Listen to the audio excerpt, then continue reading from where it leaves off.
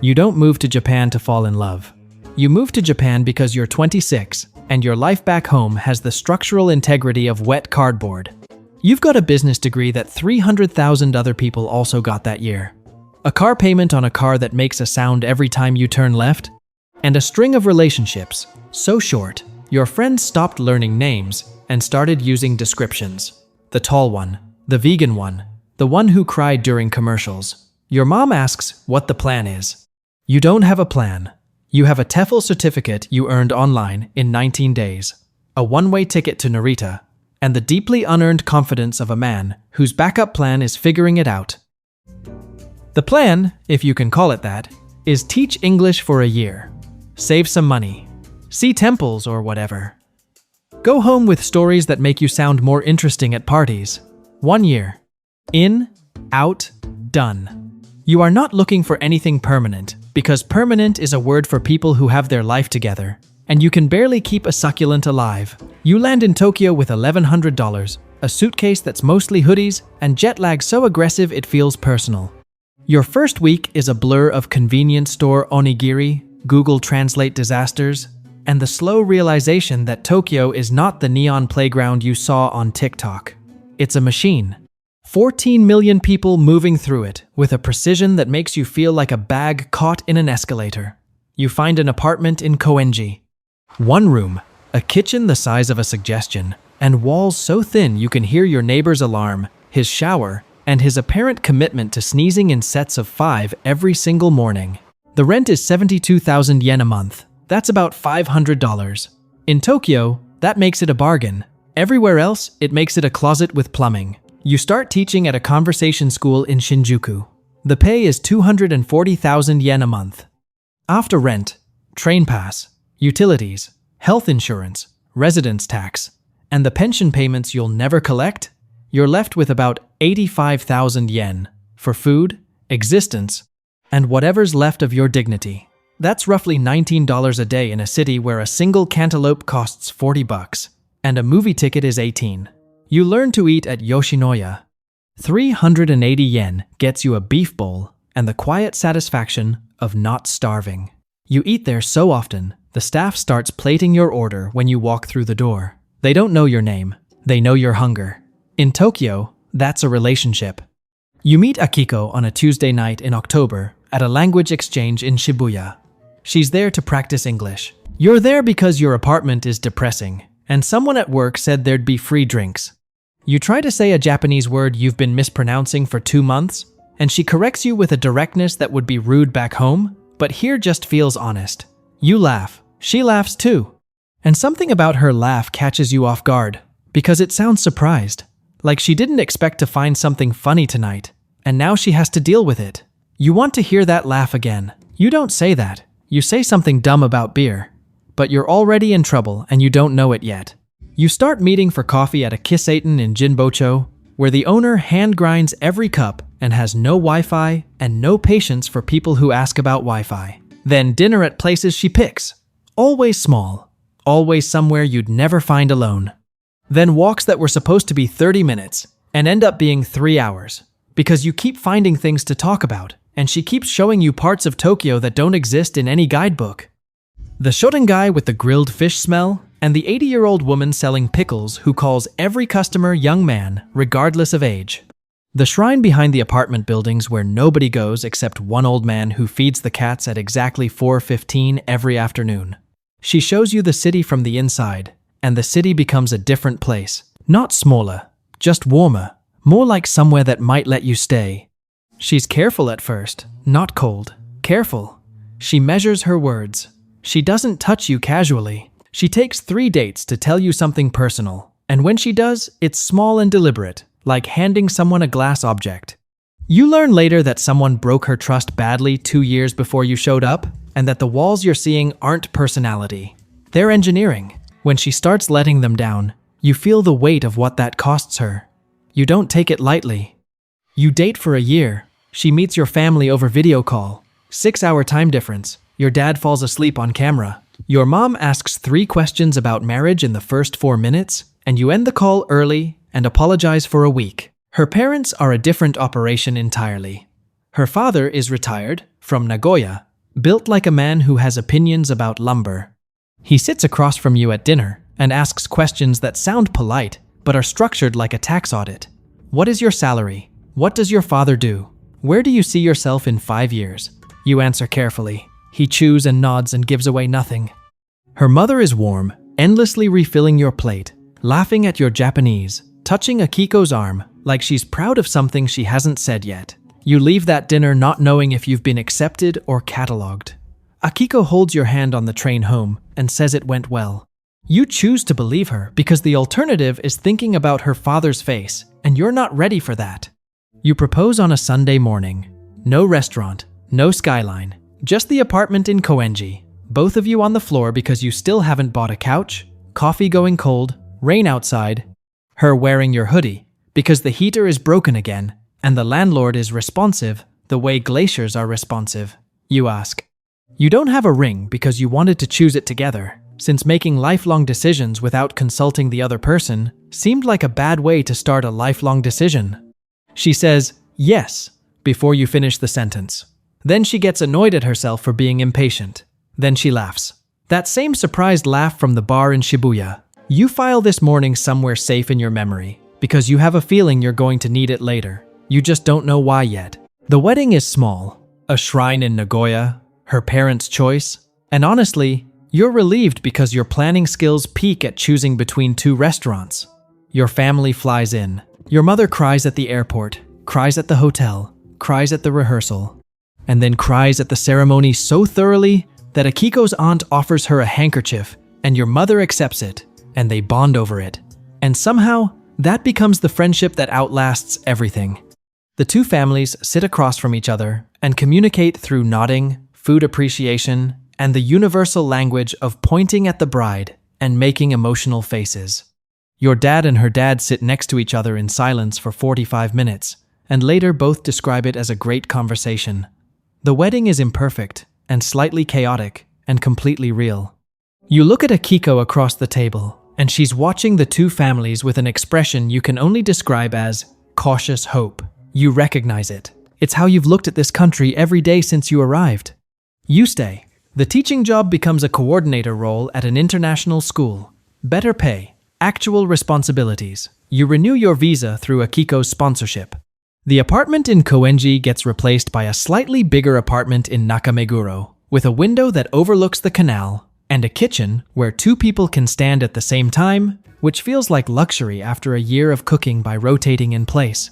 You buy a couch, you buy a bookshelf, you buy a small ugly lamp at a flea market, because Akiko says it has character, and you say it has a dent, and she puts it on the shelf anyway, and it stays there for years. The neighborhood starts to know you.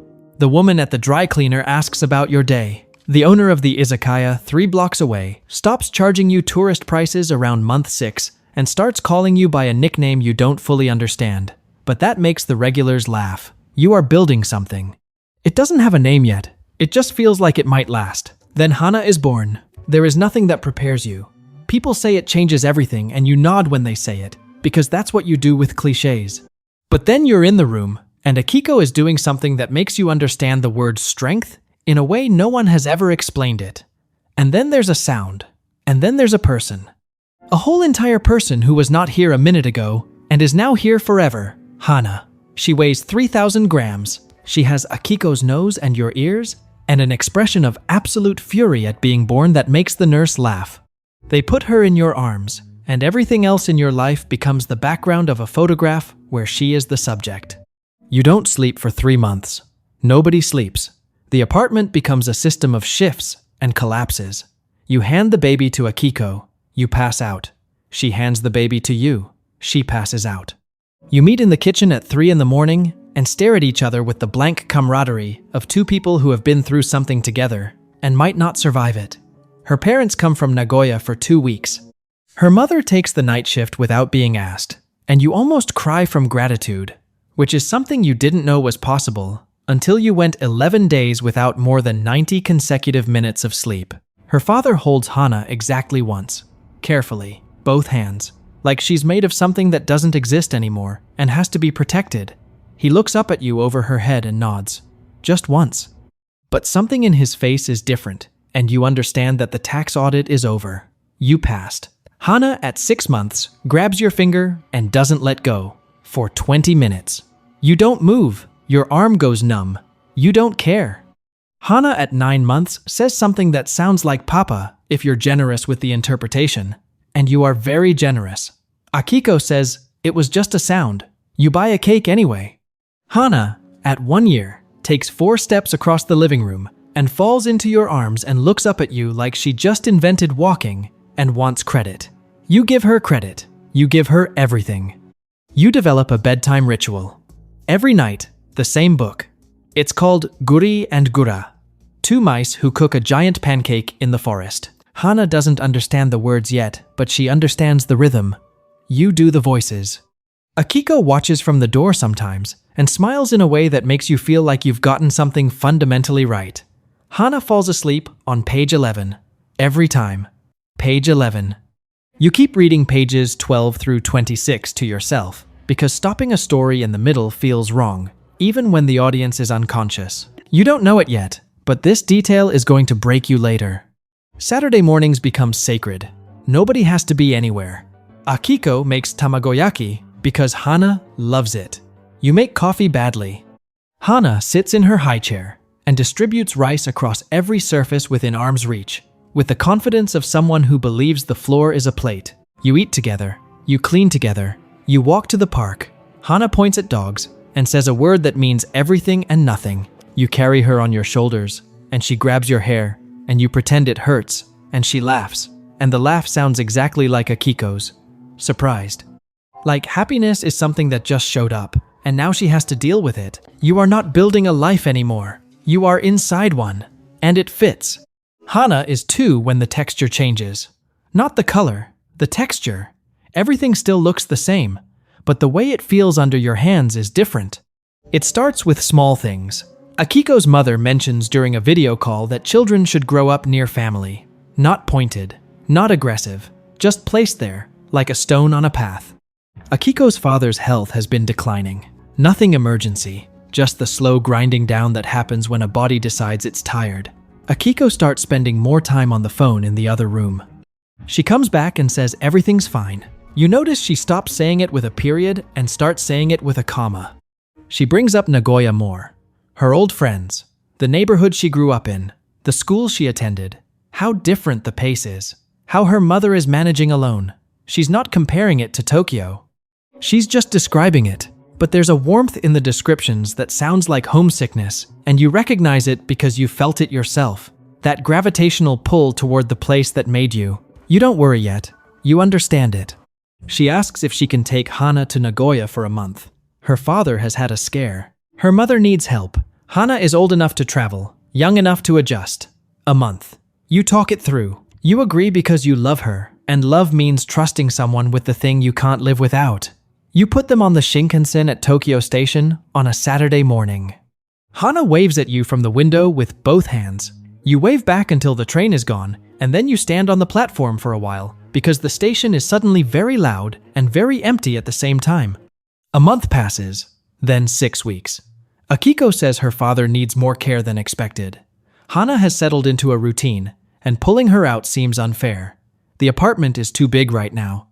Just a little more time. You say okay. You fly to Nagoya on weekends. Hana runs to you at the door, and the collision of her body into your legs is the best thing that happens to you all week. You notice things. A new pediatrician you weren't consulted about. A daycare enrollment you learned about after the fact. Small decisions made in your absence that would be meaningless individually, but together form a pattern you don't want to name. 2 months becomes 3. Then Akiko calls on a Wednesday evening, and her voice sounds like something that has already landed. Not falling. Landed. She says she thinks they need to talk seriously. She says she doesn't think she's coming back to Tokyo. She says she's sorry. She says she loves you. She says a lot of things, and all of them are probably true, and none of them change the thing you already feel happening. You fly to Nagoya. You sit in her parents' apartment at a table where her father once audited your future, and you have a conversation with your wife that empties both of you. There is no villain in this conversation. She is not cruel. You are not blameless. A marriage holds what 2 people bring into it, and both of you brought things you never fully unpacked. She wants to be near her family. She wants Hana to grow up in the place that made her. She wants things that are not unreasonable, and that's what makes it so hard to fight. You can't argue with someone who isn't wrong. You can only stand there while the life you built reorganizes itself around your absence. You find a lawyer, a Japanese family law attorney in Nagoya who speaks English and has the careful energy of someone who regularly delivers information that changes lives. She explains the situation in terms that are precise and therefore devastating. Japan awards sole custody to one parent, almost always the parent who has been living with the child, that is Akiko, in Nagoya, with Hana, for 3 months. You say you were there every day for the first 2 years. You woke up at 3 in the morning. You know which page she falls asleep on. You know her pediatrician's name, her shoe size, the way she holds a crayon, the sound she makes before she laughs. The lawyer nods. She says the court will consider the child's current stability, current environment, current routine. Japanese courts favor the status quo. Whatever situation the child is in at the time of the hearing becomes the baseline. The baseline is Nagoya. Every week you agreed to extend was a week the court reads as consent. You ask about joint custody. She tells you that Japan did not legally recognize joint custody for decades. It was the only G7 country without it. A new law passed in 2024 introduced the framework, but implementation is gradual, contested, and the courts are still adjusting. In practice, today, your options are sole custody to one parent and visitation to the other. You ask about visitation.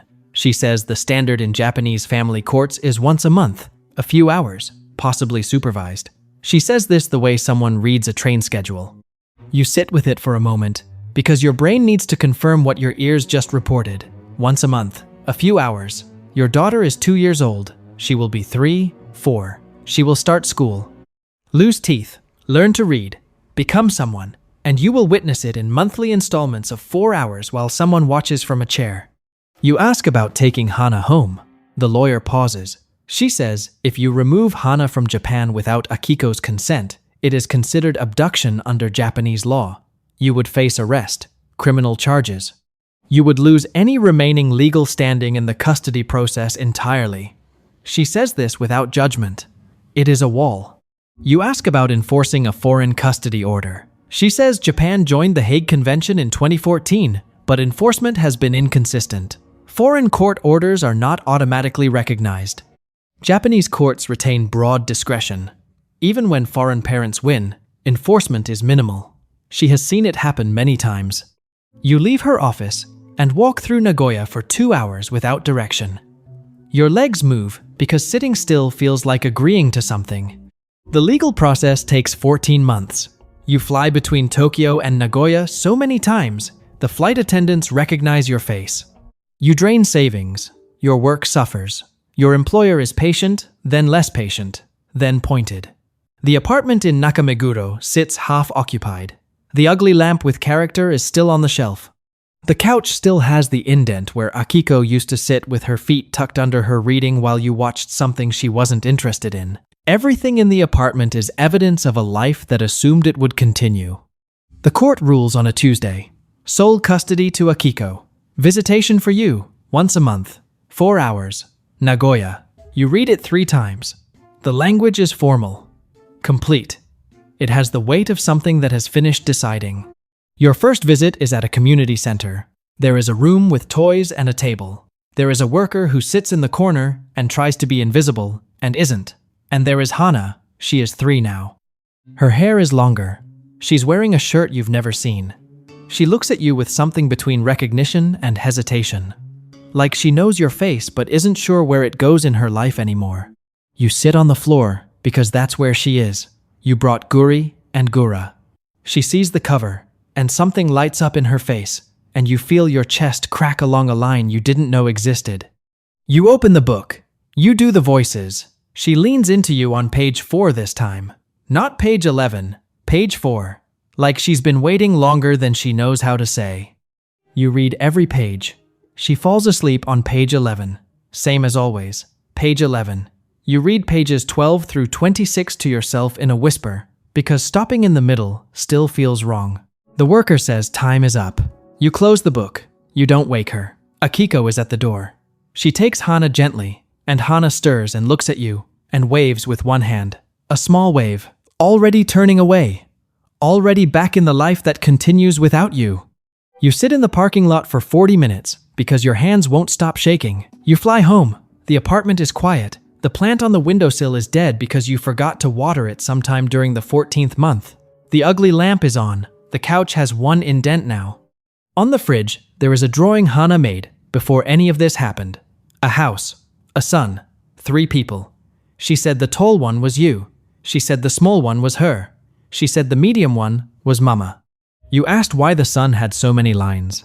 And she said because it's very sunny. And you said, how sunny? And she said, the most sunny. And you both laughed. You leave the drawing on the fridge. You have never been able to take it down. You don't think about why. You know why.